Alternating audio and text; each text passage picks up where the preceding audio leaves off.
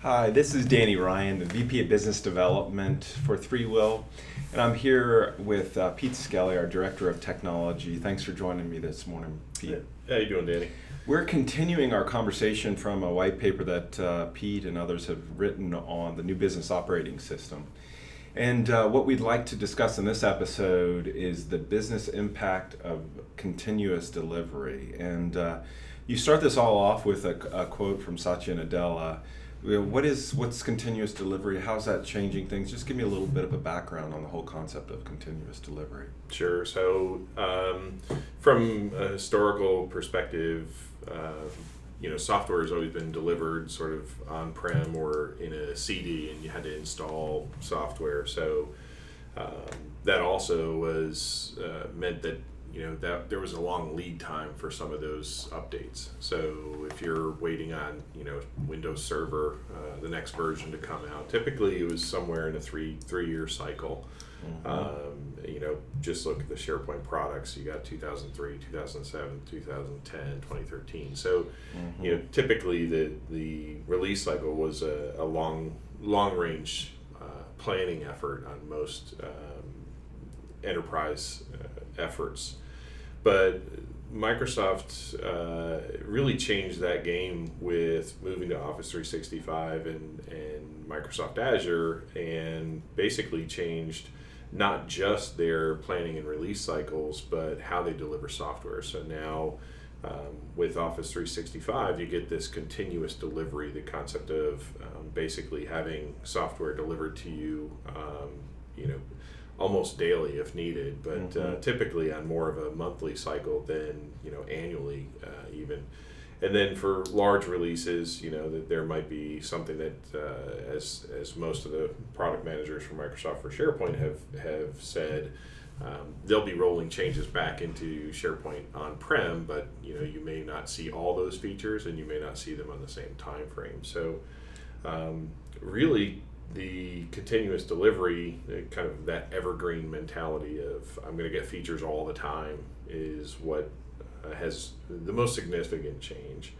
And it's a huge shift. I mean, really what ends up happening is Microsoft basically shifted from sort of that three-year delivery cycle to continuous delivery, and that impacts really how we provide, in not just services organizations or ThreeWill specifically, but even enterprise IT. How do you provide value? How do you kind of plan for delivery, licensing, support, maintenance?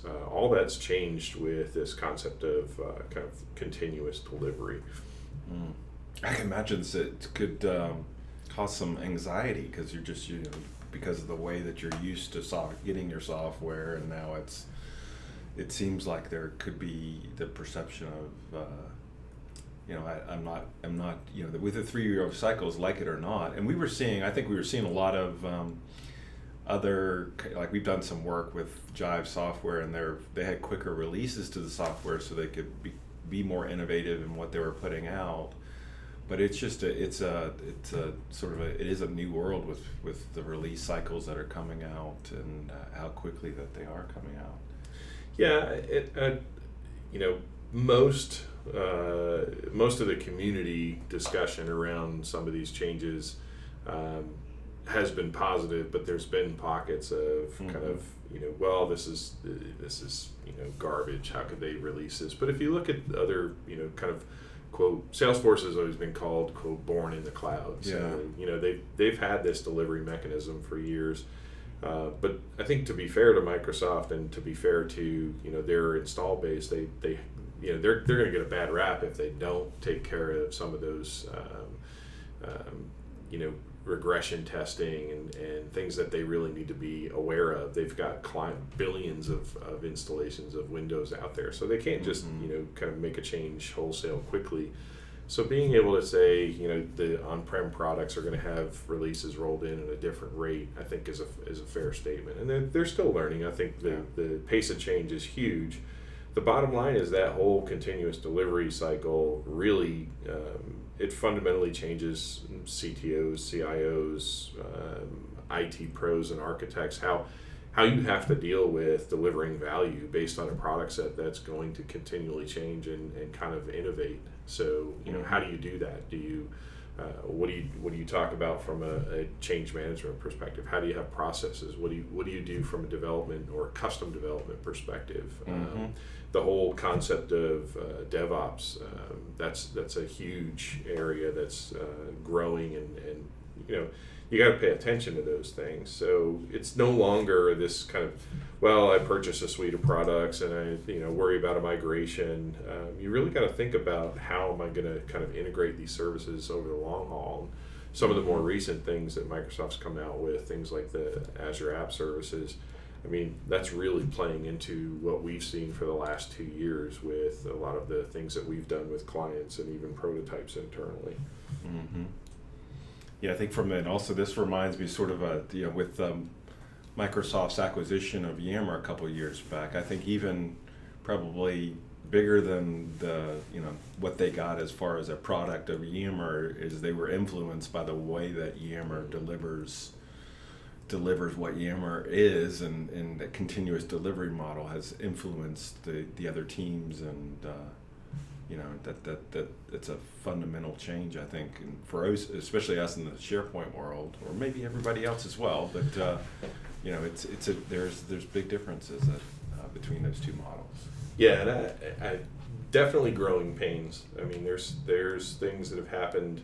I think they're learning rapidly, though. Yeah. Probably, I think a year ago now, we had some issues where just some of the scripting, the JavaScript behind the scenes was changed, and there was almost no way that we could have known that something was going to change. But I think Microsoft's gotten much better at communication.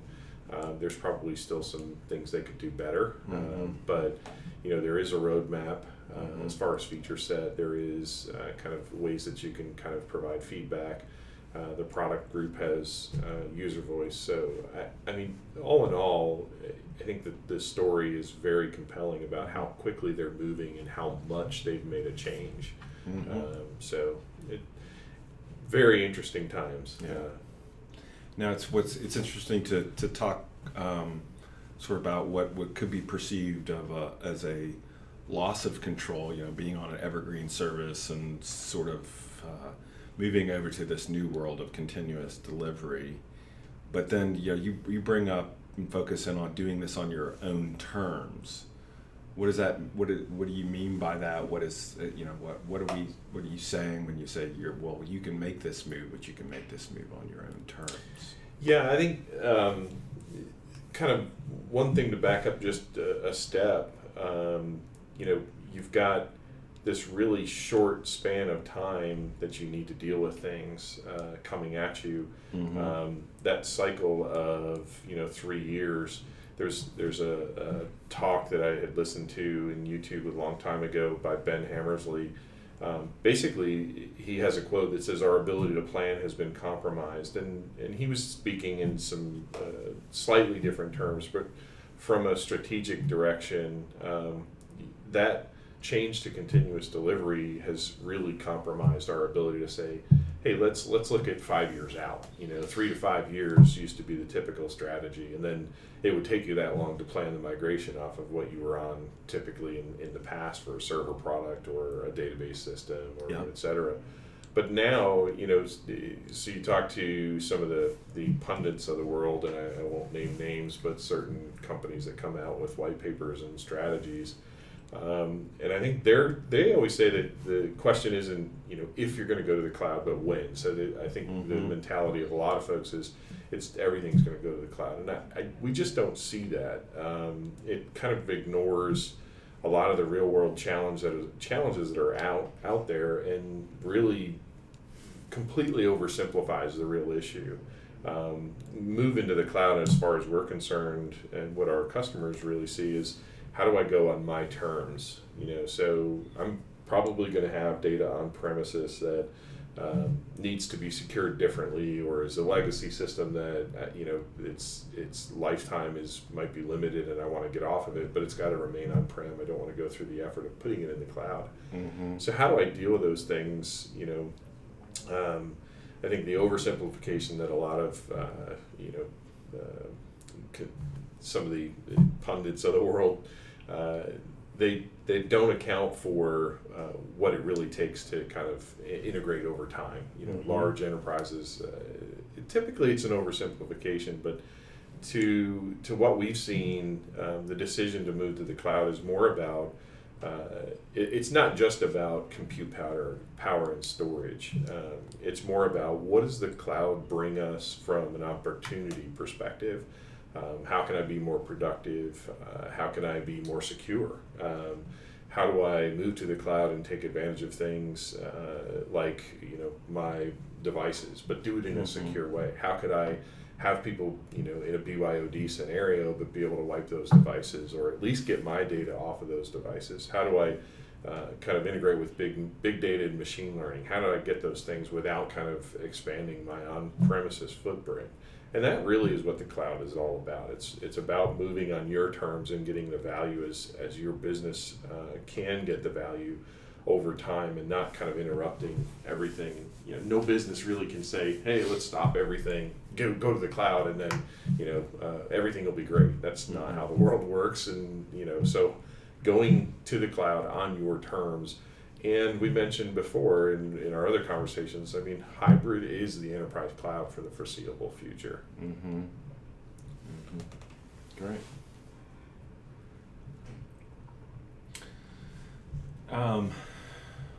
One of the you end up having a couple great diagrams, I think, when you're describing what the new business operating system is.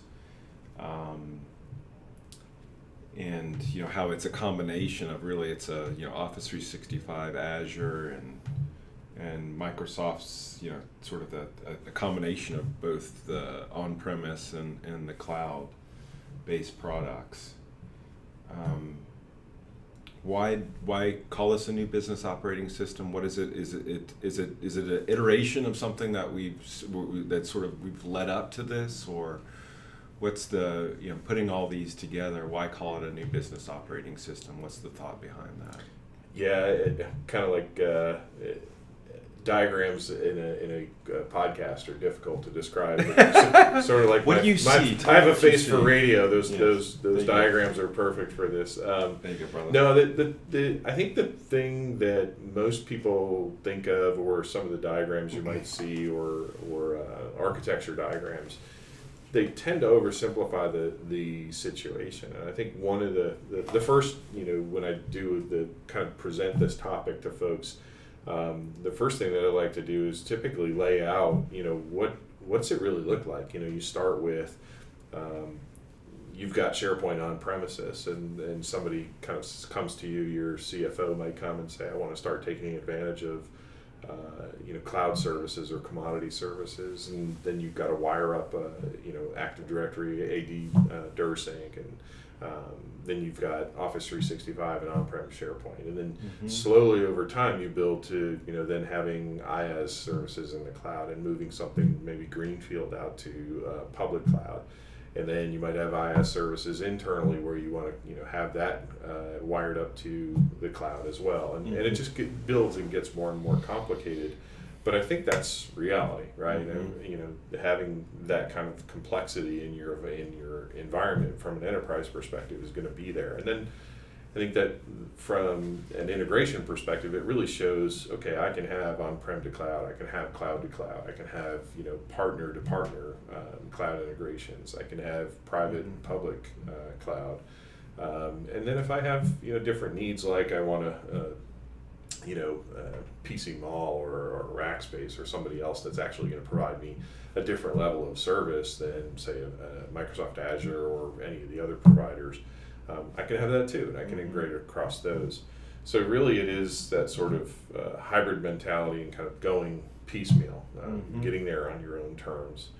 And then, really what we talked about, we wrote so ThreeWill and several other folks, when SharePoint 2010 came out, it really was finally to, in our opinion, mature enough to really build products on and integrate. It had such a great level of service application integration where you could build products and you could integrate services on top of the platform. So it really was 2010, SharePoint 2010 really became sort of that platform where you could build things. And in the white paper that we had for 2010, we kind of made that analogy of SharePoint being an operating system.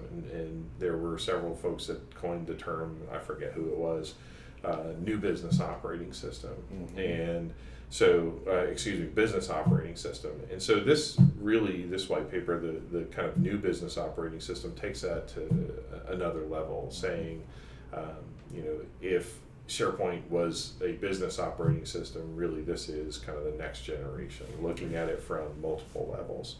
If you look, very high at the first layer, typically in an operating system, to oversimplify it, obviously, but in a desktop OS, you're all familiar with different applications, Word, etc.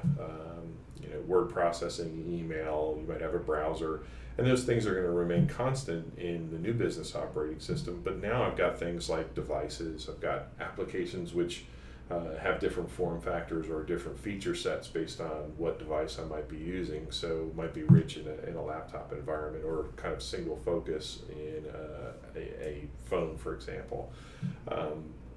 But in an operating system, that's really kind of that layer that I can get in and out of.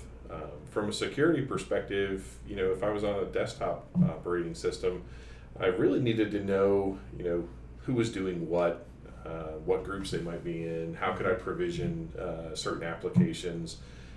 So, understanding how I could audit, provide access to, and group users.